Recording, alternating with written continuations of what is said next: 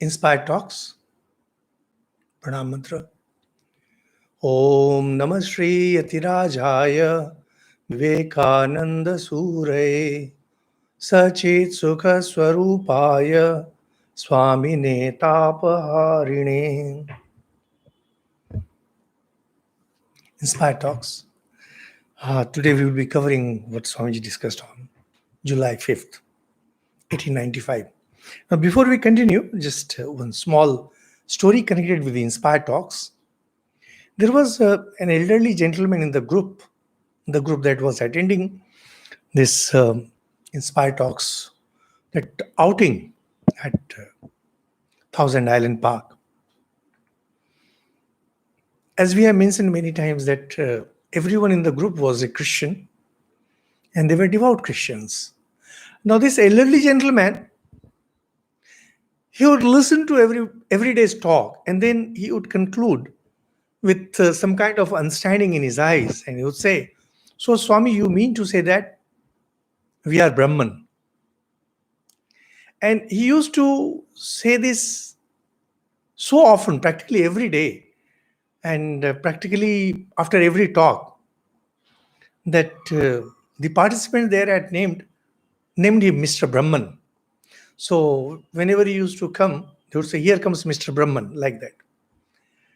Jokes apart, this is the fact that the whole of Vedanta, the whole of Hindu religion, and naturally these Inspired Talks, or every work of Swamiji, every scripture, including the Gospel of Sri Ramakrishna, is saying just one thing: you are Atman, you are Brahman. Just that it is being told in different ways, and the reasons behind it and the consequences, they are being elaborated. So all these scriptures that the Hindus have, they just want to say one simple thing: you are one with God, you are God. Actually, God is not the right term, and people often confuse with this when they say you are Brahman. Actually, you are not one with God, you are one with Brahman. There is a clay mouse, there is a clay elephant. As clay, they are same, but as mouse and elephant, they are different. This is often nowadays with this Advaita Vedanta becoming very popular in the West, and it's getting imported from the West. People confuse this. They don't realize that as essence, you are one. You are one as a photon. If you are a photon, as light, you are one. But simply as a photon and a searchlight, you are not the same. So a man is not the same as God. Man and God, they are different. Sri Ramakrishna is different from you. You are not Sri Ramakrishna. As far as essence is concerned, once you take away all the trappings, then of course you are same. But then at that moment, you can't say that you are one because there is no you left. These things require a little bit of thinking. If you go a bit deep in your thought process, slowly you will understand. So whatever we have been discussing is all about the same thing. Tattvamasi. You are that. You are Brahman. But as many of you might have realized by now, this is not easy. You can go on saying you are Brahman. Oh, there's a very interesting story about our hospital at Haridwar. In Haridwar, we have very famous hospital, Sevashram. And in earlier days, sadhus used to come and sadhus used to get treated for free. They even today they get treated for free. So once one sadhu needed some small surgery. Doctor wanted to administer anesthesia. He said, no pain. I don't have any pain. I cannot have any pain. I am Atman. I am not this body. So the doctor applied the knife and sadhu started screaming out, "Arey wo to Gita mein hai, arey wo to Gita mein hai. This is in Gita, this is in Gita." This is the problem. You read some scriptures, and without understanding, you start parroting around these truths. And you think that you have reached that level. No, you have not reached that level. So nowadays, once one of these popular speakers, he was delivering a talk at Taj Mumbai, and that was many years ago, and lots of young persons were attending. So there was one reporter, and he saw one of these young ones coming out of that seminar. Now, when I was reading this news item, I was surprised that imagine talking about Brahman in a five-star hotel, with all these young ones. And so that one of those young students, not young, so he was a young man. So when the reporter asked him, he said, "Oh, it's such a wonderful thing." The speaker is one of those very famous ones. He said, "And what did you learn?" "Oh, wonderful. I'm Brahman. I learned. I'm Brahman." So when I was reading that in some magazine or newspaper, I just laughed and see how silly. It's not that easy. Swamiji says, until you are ready to change any minute, you need to change your very thought process, your priorities, your everything. Even if we try to cover this subject, say, in a long talk, maybe 2-3 hours, we cannot cover every aspect of one single statement, "You are Brahman." It's not possible. We have kept ourselves hypnotized for so long, for so many thousands of births, that every time we approach the truth,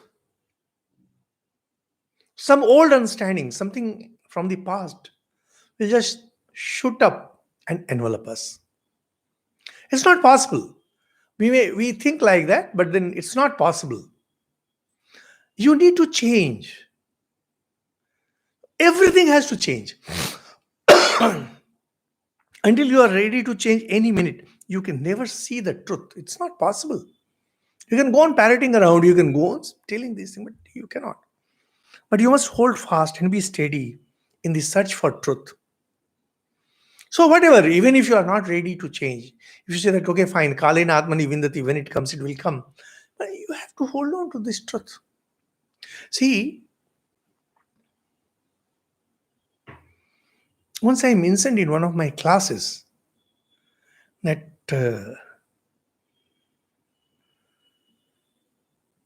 I was reading a book by an astronaut, Chris Hadfield.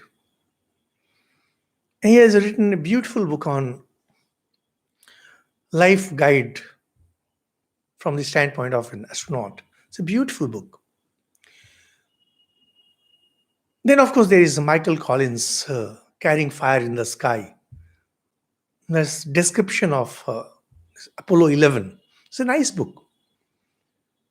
Now, that book, Carrying Fire in the Sky, is a pretty fat book. But Chris Hadfield's book, it's not that fat. There he says very beautifully that once you want to be an astronaut, your thought process has to change. Your information base has to change. Most importantly, you have to think, act, and behave like an astronaut. I loved his statement. I really loved his statement. And then I was reading one of the articles recently, maybe a few days ago, and there some very rich person says that if you want to be a billionaire, you need to think and act like a billionaire. If you want to be rich, very rich, you need to think like a rich person. You need to act like a rich person. If you want to be a spiritual person, if you want to be a Vedantin, you need to think and act like a Vedantin. You need to think and act like a spiritual person. You need to think and act like Sri Ramakrishna. You need to think and act like Shankaracharya, like Swami Vivekananda. We do not know much about Acharya Shankara's way of life, but we know a lot about Swami Vivekananda's way of life. From the time that he was doing spiritual practices, spiritual training, he was undergoing the spiritual training under Sri Ramakrishna. And from that day till his last, how he was behaving. Normally, we look at the glamorous aspect of Swamiji's speeches, but we tend to overlook the attitude that he had towards the world, towards life, towards everything. If we need to learn, if we want to learn the sameness, this sameness is not something that he was trying to practice. This sameness was in his attitude because he saw divine everywhere. We have mentioned many times that when he was at Cairo, he had seen those ladies from red light area, and he started shedding tears, saying that, see how they have applied their divinity to this body and see the plight to which they have reached. And without understanding a word, those ladies, they also started shedding tears. They fell on the ground. Now Swamiji was not showing pity, mind it. The expression that he uses is there that they have applied their divinity, they have put their divinity in their body. See the special thing. See the expression. He's not saying, oh, what a poor creature and such a pitiable state. No, the idea was that the divine that they have squandered that divinity on their body. This body is not something where divinity can be spared. No way. The capital that you have, the psychic energy that you have, whatever you have, in the form of spiritual capital, that needs to be used only for the enhancement of your mind, enhancement for detachment, not for attachment. When you are attaching yourself to the body or mind, to achievement or to anything, unknowingly, you are eating upon the capital and soon it will be lost. Spiritual capital is to be utilized only for the growth of spirituality. So, well, these things we have been discussing, you must have heard these things many times in different formats. Swamiji was also telling in certain formats. The idea is that your thought process has to change, your understanding has to change, your behavior has to change. And even if you are making a compromise, every time you make a compromise, tell yourself you are making a compromise, but you are not going to lower the ideal. This is also from Swamiji. Swamiji once told it. When you make a compromise, but for that, don't lower the ideal. Always remember that Vedanta is the truth, that you are Brahman, you are pure consciousness, you are infinite, you are beyond good and bad, you are beyond purity and impurity. But for that, first you have to be pure, first you have to be good, first you have to be noble, first you have to be intelligent, first you have to be the master, and then you go beyond all this.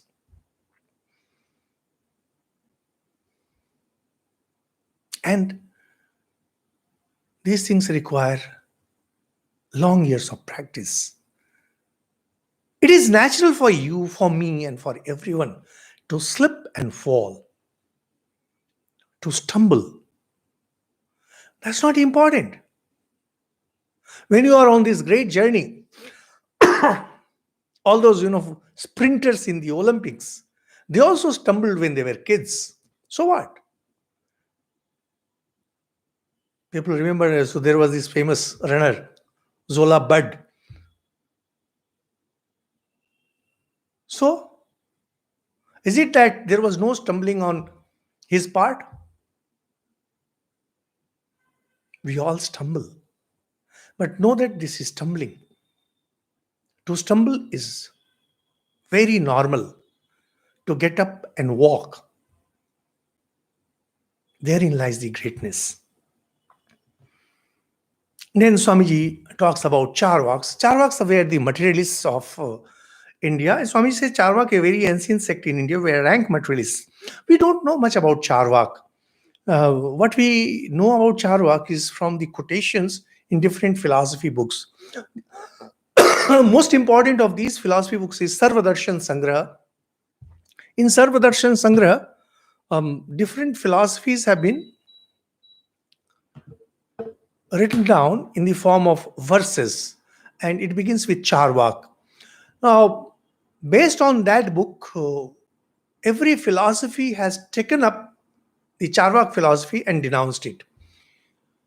But this book itself, Sarvadarshan Sangraha, it must have got it from traditions, because even in the ancient books, like Acharya Shankar, when he is commenting, Sarvadarshan Sangraha is a much later book. It's around, I think, 14th, 15th century book. And Acharya Shankar was in 8th century. So, Acharya Shankar is also philosophically denouncing these materialists.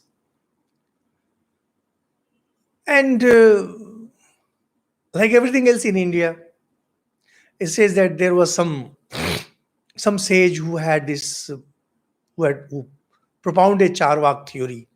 Maybe true, may not be true. We don't know much about them. And definitely not for sure. What we really get is from this book, Sarvadarshan Sangraha. So Swamiji says they were rank materialists. They have died out now, and most of their books are lost. Maybe.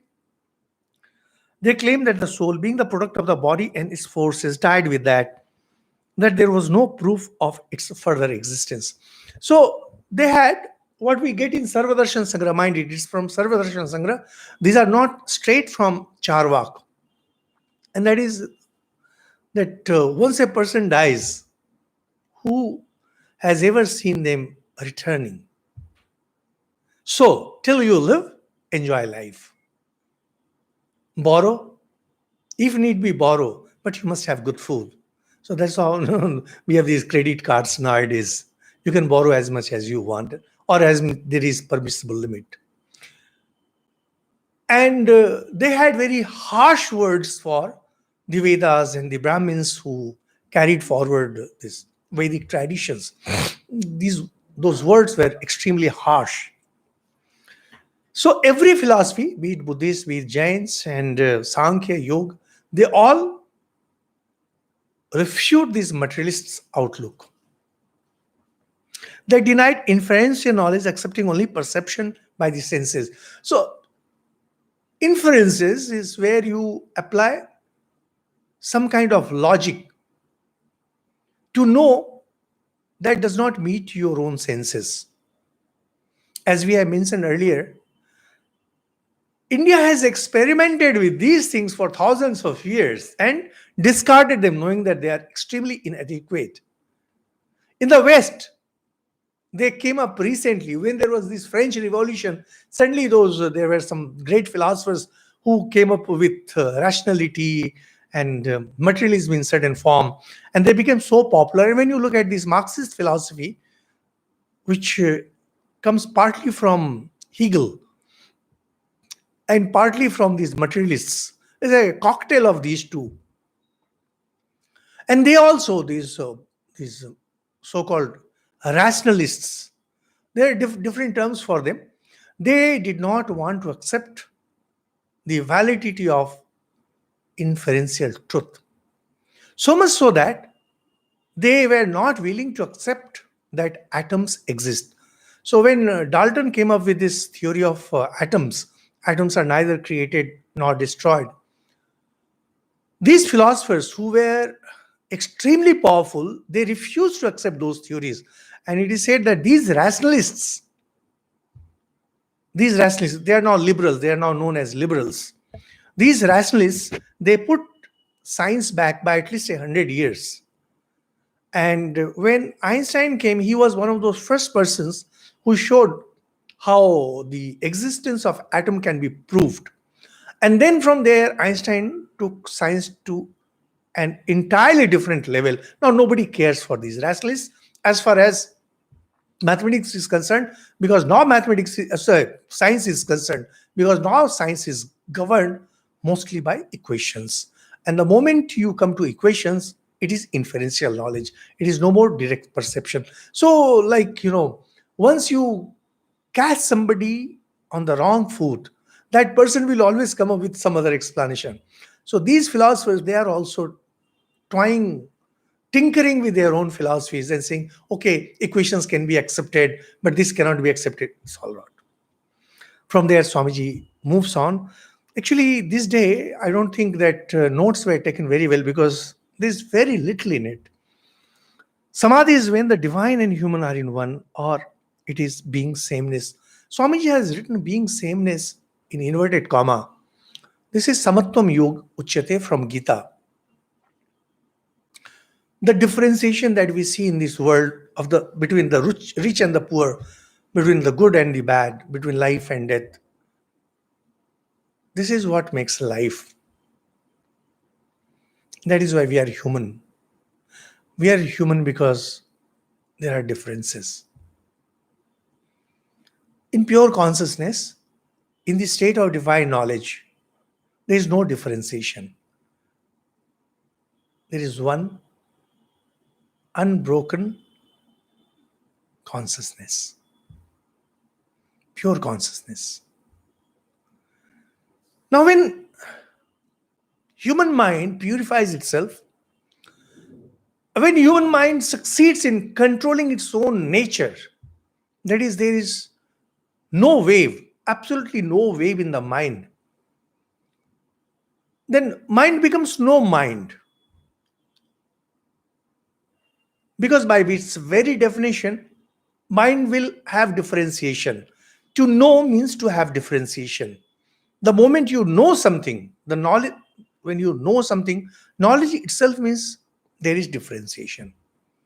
There will always be good, bad. Now, in that state of complete calmness, where there is no mental modification, consciousness and mind, they become one. Yet mind cannot know it because the moment it knows it, it will be moved away from consciousness. It's a very strange thing, it's so difficult to grasp this, and it's so counterintuitive, extremely counterintuitive. Sorry. To know, the moment you know, there's a wave in the mind. If there's a wave in the mind is in turbulence. If mind is in turbulence, it can never know consciousness. Consciousness itself is pure knowledge, yet mind cannot know it. So it can be one with it. When mind is completely calm, there is no wave, nothing, absolutely no form of disturbance. It becomes one, completely one, pure consciousness. And then there is sameness. Persons who have reached that state, which is rarely achieved, that state is rarely achieved even by the saints and the sages.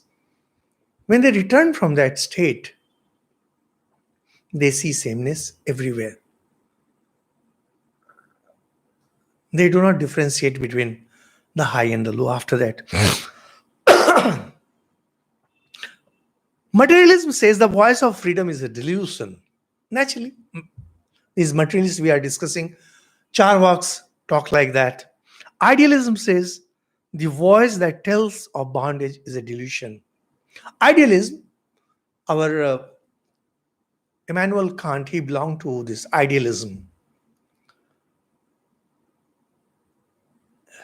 So, people who believe in idealism, they believe in God. So they say that bondage is a delusion. Vedanta says you are free and not free at the same time. Now, this is a very interesting statement. In Vedanta also, you can have different types of Vedanta, different schools of Vedanta. Here, Swamiji is taking up Acharya Shankara's standpoint. Actually, we have mentioned this quite a few times. Vedanta actually means Advaita Vedanta. Whatever people of Vishishtadvaitavad school and Dvaitavad school and other schools may say, Advaita Vedanta comprises all the other Vedanta schools. If you read the commentary on Gita by Acharya Shankar, we have that on YouTube, Talks on Gita. We have explained every verse of Gita based on what Acharya Shankara has said.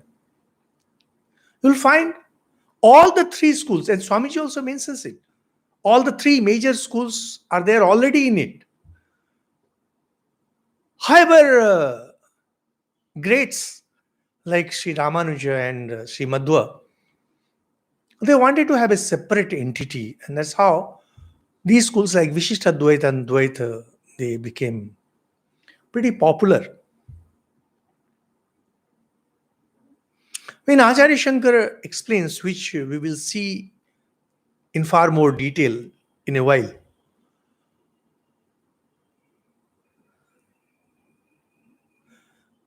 this world and the world of spirituality, they are not really different.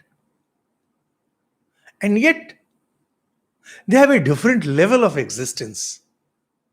Actually, we will come to that subject within a few minutes, so we are not entering that. You will automatically understand when we enter that. You are free at the spiritual plane. Swamiji says, Vedanta says you are free and not free at the same time. You are free and yet not free. Never free on the earthly plane, but ever free on the spiritual. This is one subject we have been handling, we have been discussing continuously.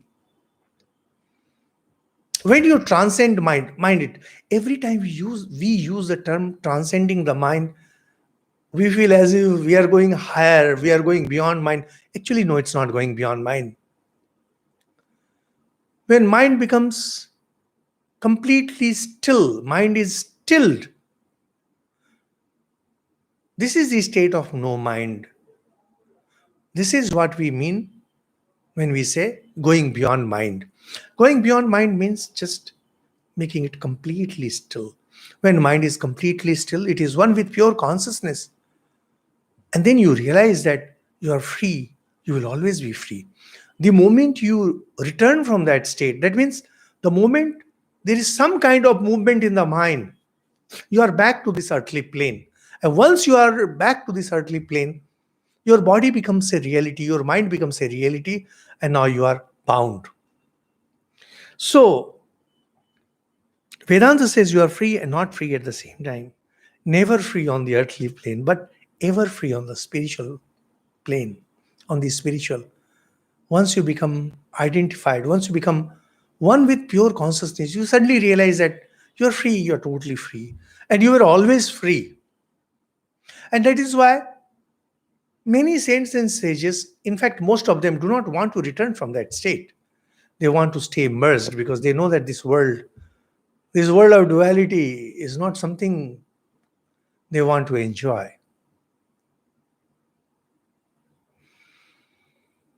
So the fact is that we are ever free. We are ever free. It is because of our Atman's identification with the mind that we feel that we are not free.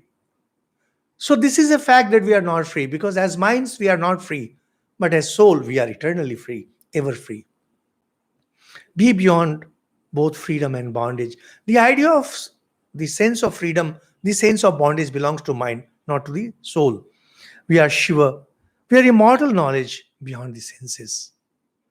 These ideas we have discussed many times, so we are not getting into it. Then Swamiji quotes from two songs. O Mother, give her a walk.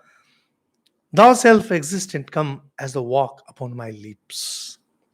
That mother whose voice is in the thunder, come thou in me, Kali.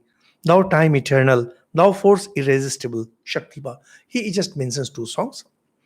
We better focus on what Swamiji is explaining. And there ends the talk on July 5 and begins the talk on July 6th. Now this talk, July 6th, this is a phenomenal thing, and we will try to discuss it in as much detail because this is the essence of Vedanta. If you can understand this, you can understand Vedanta. Now, before we continue with Om Tat Sat according to Shankara, just let me give you an overview of what Swamiji is discussing here. It's written in the bracket. Today we had Shankaracharya's commentary on Vyasas Vedanta Sutras, also known as Brahma Sutras.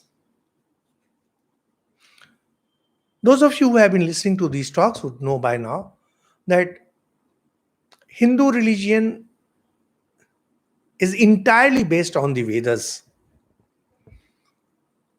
And when you go through the Vedas, you can see that the Vedas can be broadly classified into two. One is the ritualistic aspect, and that is the knowledge aspect.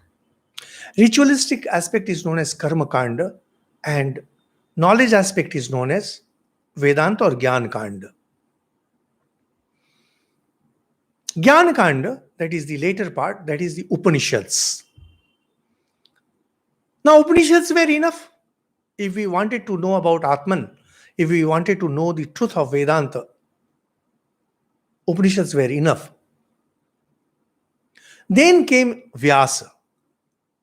And Vyasa felt that because the Vedas were confined in the hands of the Brahmins, and they were not willing to teach it to other castes, particularly the lower castes. So he wanted to write a great work where whatever is there in the Vedas and Vedanta should be expressed in story form, because then there will be no objection. And then he wrote Mahabharata. And he not only wrote Mahabharata, there he also wrote this famous work Gita, which is in 700 verses. Those of you who have studied Gita and also the Upanishads know that Gita is the gist of the Upanishads. And in Upanishads, we don't have bhakti element, but Gita contains bhakti element too. Because bhakti is also school of Vedanta only. Then it became fashionable for the great sages to write in aphorism form, that is in simple expressions, whatever their philosophy intended to say. Those of you who have been listening to our talks on Raj Yoga would know that Patanjali's Yoga Sutras. Now, Patanjali's Yoga Sutras belong to that class of literature where the entire yoga philosophy has been put in aphorism form. So, for example, Yoga Anushasana, this is one sutra. Just by knowing Atha Yoga Anushasana, you know that this work is about yoga. So slowly it so happened that every system of thought, every system of philosophy had its own sutra literature. And in Sanskrit, in the history of Sanskrit tradition, it is known as the period of sutra literature. There are 6 major schools of philosophy in India, and these 6 philosophies are based on the Vedas. The sages felt that, well, this is what the Vedas intend to say. Of this, Vedanta is the 6th. Because it was fashionable to write everything in aphoristic form, Vedanta was also written, and there were 555 verses. There are 555 verses in Brahma Sutra. Now, the Brahma Sutras itself, and for that matter, each of these sutras, they're so condensed that they need elaboration. Now, because they're so condensed, you can interpret them in your own way. Every school of thought came up with its own interpretation of these Brahma Sutras.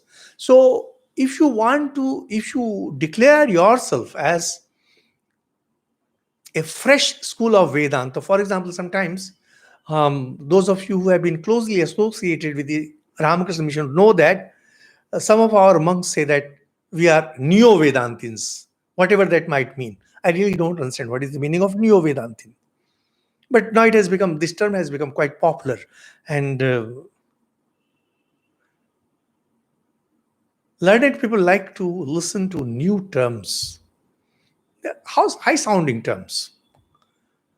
Now, if we really want to establish that, what Sri Ramakrishna preached, what Swami Vivekananda preached was Neo Vedanta, then first thing that Ramakrishna Mission has to do is to write a commentary on Brahma Sutras, where you need to prove that Shankara was wrong, Ramanuja was wrong, Madhva was wrong, and every other philosopher who has written a work on Brahma Sutra, they were wrong, and what we are saying is correct.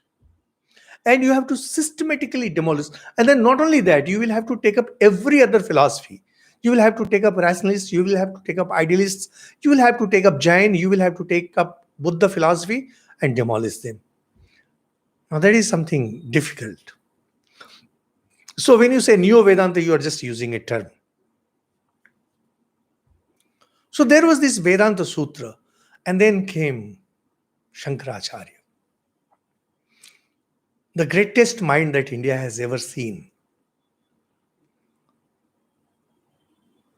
So he wrote his famous commentaries on the Upanishads and Gita. It's very difficult to say what was the chronology, because now everything is lost and people will claim anything, and there are different kinds of claims. When he started writing his commentary on the Brahma Sutras, he literally opened his pen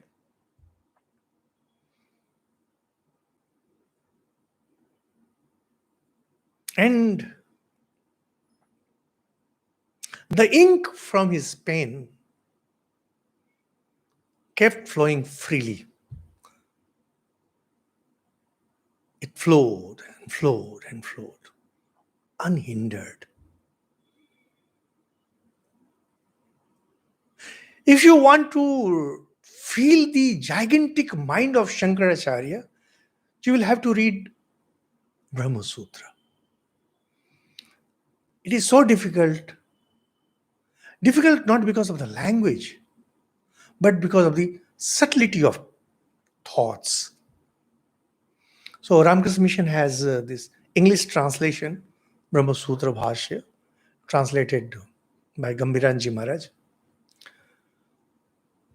But there is a simpler work by Srimad Swami Vireshwaranji Maharaj, who has written a Brahma Sutra according to Shankaracharya. Those of you interested can get a copy of that and read. In that, Acharya Shankara demolishes every philosophical system of the then India. Every philosophical system. And he demolished them forever. No system of philosophy, no system of thought could ever stand up again after what Shankara did.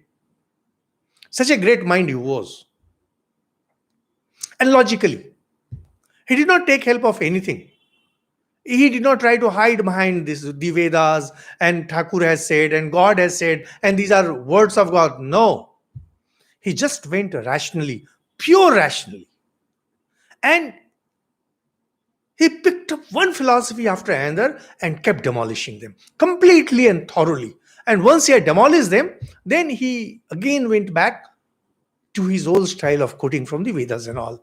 First, he showed the inadequacy of all these philosophies. It's amazing work. And if those of you who are interested, you can read the first 4 sutras. It's known as Chatussutri, the 4 sutras. And the introduction itself is known as Adhyas Bhashya. If you type on internet, you will get superimposition. Adhyas means superimposition. Even if you just read superimposition and you read his commentaries on the first 4 sutras, you will have some idea of what Vedanta truly means. That is where Acharya Shankara is at his best.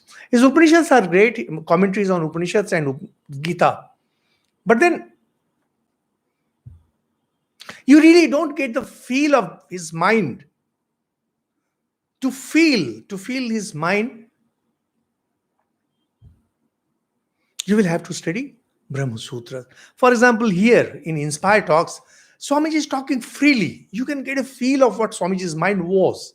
Now, when he was talking other talks, like when he's talking about lectures from Colombo to Almora, and when he's talking Karma Yoga and Gyan Yoga, you really don't, because when he's talking about Karma Yoga and Gyan Yoga, etc., he was limiting himself. Karma Yoga is essentially based on Gita. And Gyan Yoga is essentially based on Kathopanishad. Of course, being master, he was master at everything. And here also we will see that how beautifully he presents what Acharya Shankar is telling. So that is the brief introduction of what Brahma Sutra is and what Acharya Shankar's commentary on that means. And the first words of Acharya's commentary on the Brahma Sutras begin with Yusmat Asmat Pratyay Gochar Vishay Vishayino Tamah Prakasvat Viruddha Swabhavayo.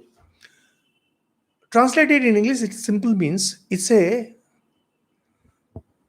an amazing observation by Acharya and amazing contribution to the world of thoughts. If you want to understand Vedanta, if you want to understand your own life, you need to understand this portion that we are discussing. Says that when you analyze your mind, you find that two mentalities working within you all the time. One is asmat pratyay. Asmat means I-ness, and yusmat pratyay. Pratyay means mentality, that the knowledge that is born of something.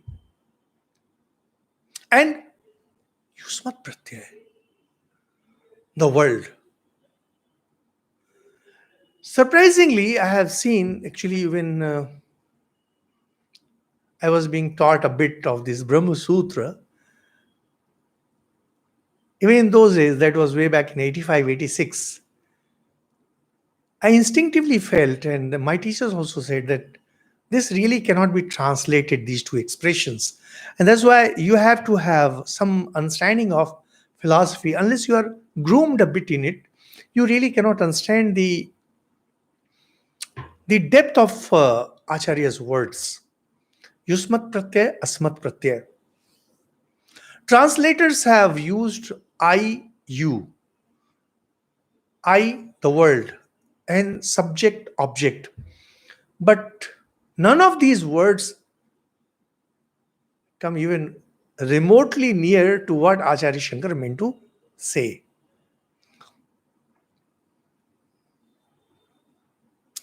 Mind always have these two feelings. I, you, me, the world. And these two, the I-ness and you-ness, me and the world, their very nature, the nature of subject and object, they are opposed like light and darkness, which can never meet.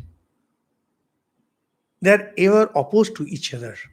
Subject and object, they are ever opposed to each other.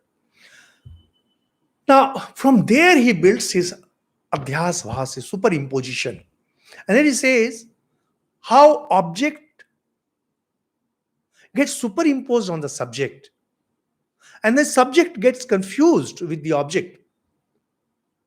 This is what Swamiji will be explaining, the idea of subject and object. Subject being Atman, which Acharya Shankar will later come up with. Atman is the eternal subject. Atman knows.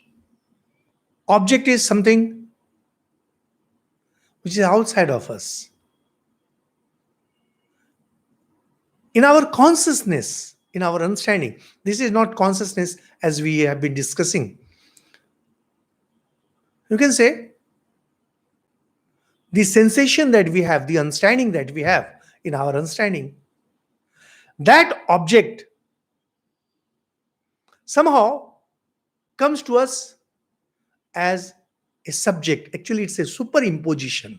So this is what Swamiji said. According to Shankara, there are two phases of the universe. One is I and the other thou. So two phases of universe. Swamiji interprets and translates this expression entirely differently. He says phases of universe. Two phases of universe. Because when you take the entire Brahma Sutra, when you take this entire Vedanta philosophy, then you realize that it's not only pratyaya, it's not only sensation, it's not only your consciousness,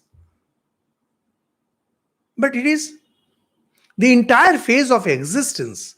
Existence itself comes in two phases. One is pure consciousness, and there is the universe. And they are as contrary as light and darkness. So it goes without saying that neither can be derived from the other. Now, mind it, Acharya Shankara says that they are opposed and they can never be one. Swamiji interprets and translates it in entirely different form. It says that it goes without saying that neither can be derived from the other. This is a vital statement. If you need to understand Vedanta, this one sentence, the first sentence that we have been discussing here, you need to understand. The first sentence, and that is that there are two phases of the universe. As Acharya mentions, Yusmat Asmat Pratyaya. One is I, another thou. That consciousness is as I, matter is as thou. When you are intense with someone, when you are intense with somebody, there also the mental waves that we have, one half is I and there is you. When you say I love you, the at a very deep level, even when we have been mentioning that you and I become one, somewhere that perception, somewhere that feeling that it is I and it's you, they remain. And these two, their very nature being opposed, they can never be same. Which Swami says that one cannot be derived from the other. Subject cannot be derived from the object. Object cannot be derived from the subject. I'm sure it's slightly difficult, so I'm giving you a minute's break. I'll see if somebody is writing anything here in chat. Slightly difficult. In case you want to ask something related to this, not outside this, you can ask.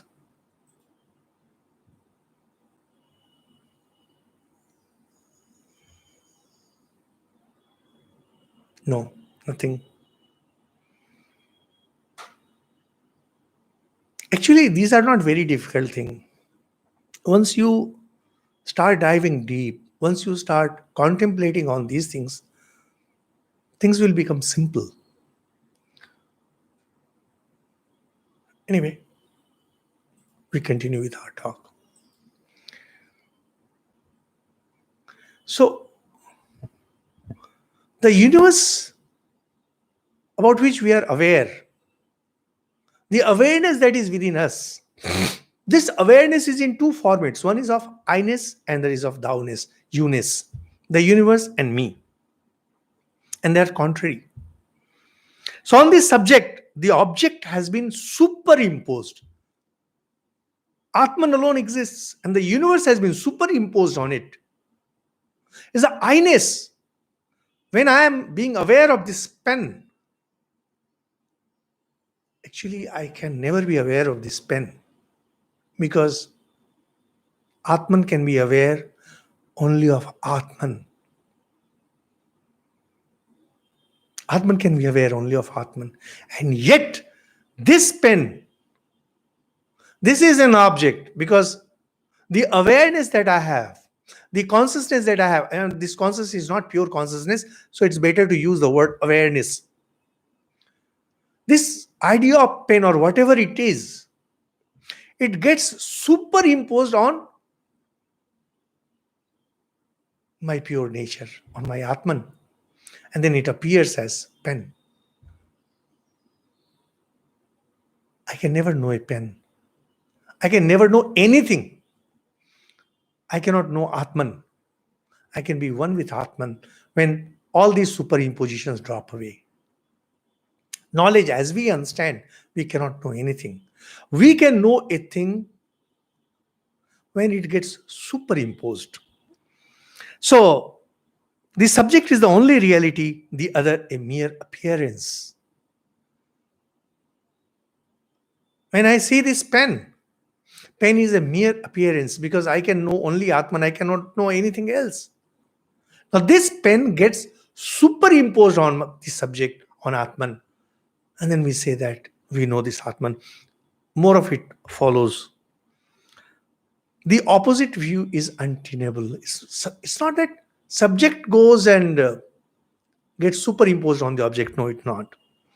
Matter and the external world are but the soul in a certain state. In reality, there is only one. This is what Acharya Shankara wishes to say in his that long famous commentary, the introduction to Brahma Sutra, known as Adhyas Bhasya, discussion on superimposition. Atman alone exists. That Atman, in reality, appears as the world. As far as I am concerned, as far as you are concerned, for us, that pure consciousness has divided itself into the two. The second one, for example, in Gita, it says, Lord says, I myself have become this lower Prakriti which appears as the world, and the higher Prakriti which is pure Atman, that also I am. So higher and lower, according to Vedanta. The reality is only the higher one. The lower one is not the reality. How do we know it? We are continuously aware of it. You are aware because it gets superimposed. Superimposition will be explained again. So all our world comes from truth and untruth coupled together. Oh, that's very funny.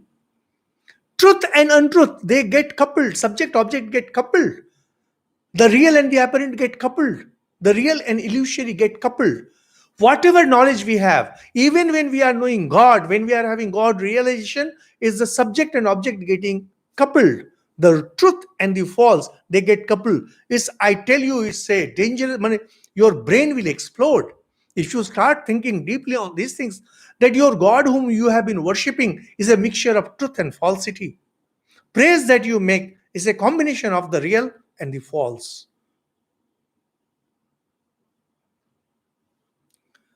The only example I can use here is that if you are walking down the streets and you hear gunfire, one or two gunfires, you immediately run for shelter.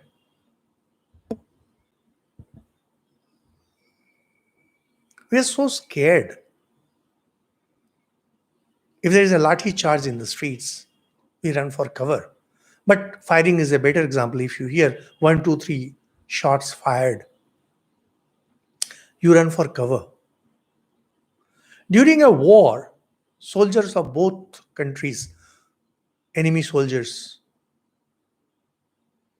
they stand amidst gun battle. Continuously shots are being fired.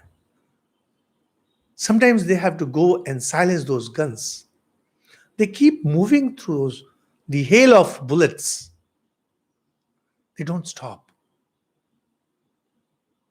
Sometimes some die, sometimes many die, sometimes all die. But they keep moving. Maybe they are scared. But they suppress their fear completely. Those of you who might have seen some of those war movies, particularly movies based on Second World War, you will see this fact portrayed vividly.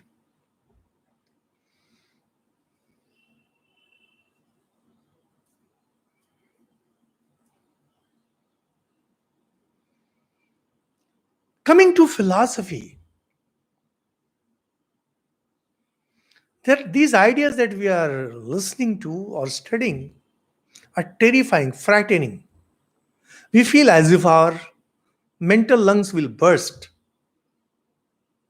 And at those heights, sages walk effortlessly. This analogy will give you an idea what Vedanta is. Our minds are like those persons walking in the street, scared of gunshots. The sages, they're at that level, like great soldiers amidst huge war. They don't care. But of course, then do not try to find too much in this. Main idea is that those of you who have been to heights in the mountains, when you cross certain heights, 12,000 feet, 14,000 feet, 16,000 feet, you feel as if your lungs will explode. The sages are like those people who are living at 30,000 feet effortlessly.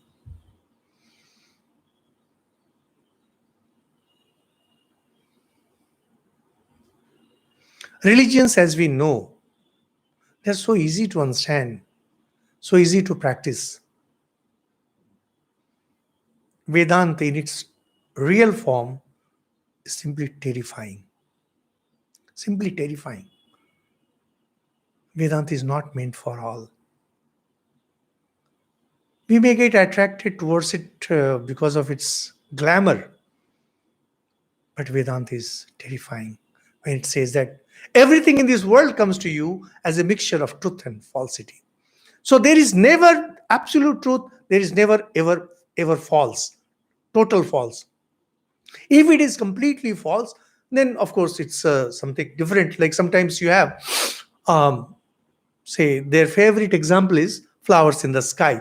But when they say flowers in the sky, because you cannot have flowers in the sky. But when you say flowers in the sky, there also there is some amount of reality. Sky is real and flowers are real. And these two words are combined together to give you an idea of flowers in the sky, or son of a barren woman. Sun is real, barren is real, and barren and sun, they have been coupled together to come up with a verbal expression which really does not exist. So truth and falsity, they get mixed. But apart from this wordplay, everything in this world, everything that we can think of, everything that we can speak of, everything that we experience is a mixture of truth and false. And that includes everything up to Saguna Brahma, up to God.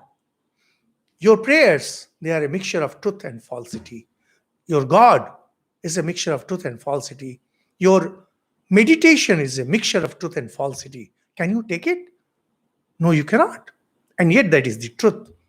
And it is through this alone that you can reach absolute truth, where there is no knowledge. You go beyond all knowledge. You go beyond all perception. You go beyond everything. You go beyond good and bad. You have to take help of this. And the example sometimes they use, these examples are meant only to give you the idea that if a thorn pierces your skin, you need another thorn to take it out, and then you throw both of them away. Samsara is the result of the contradictory forces acting upon us. Like the diagonal motion of a ball in a parallelogram of forces. There is something interesting about Swamiji. Swamiji knew about parallelogram of forces. This is taught in class 8, 9. So if you have two different forces acting on something. For example, if you throw a ball, you throw a ball up and the gravity is pulling it downward. So a ball goes up and then makes a curve and then falls. Now when guns are fired, the gunners take into account these things and then they calculate how to fire a gun. What should be the angle? And while firing a gun, other forces are also taken into account. For example, there is the wind, the speed of the wind, direction of the wind, all these things are taken into account. So generally, these things are known as law of parallelogram of forces. When two forces act on a body, the resultant is a diagonal. So there is a force that is pushing it like this, straight, and there is another force pushing it upward. The resultant force will be diagonal. Depending on which force is more and which force is less, its angle will change. The world is God and is real, but that is not the world we see. When I see this pen, I don't see this pen as God. The world is God. Do I see this pen as pure consciousness? I don't. The world is God and is real, but that is not the world we see. Just as we see silver in the mother of pearl where it is not. This is a very favorite example of Vedanta. Mother of the pearl. Mother of pearl is Shuktika, something like oyster shells. Now, sometimes these mother of pearl, they might be lying somewhere and they shine, and you confuse it with silver. Or in semi darkness, you see a rope and you mistake it for a snake. This mistaking of a rope for a snake, this is superimposition.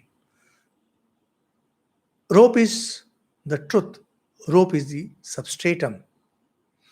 And we superimpose the idea of snake on it.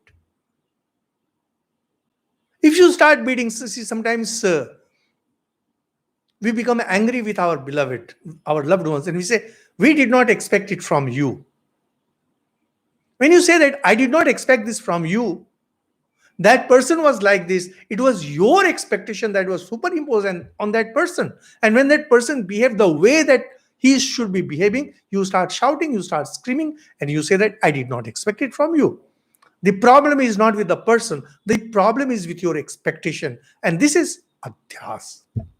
We will continue with this idea of superimposition in the next class. Thank you so much. Our time is up.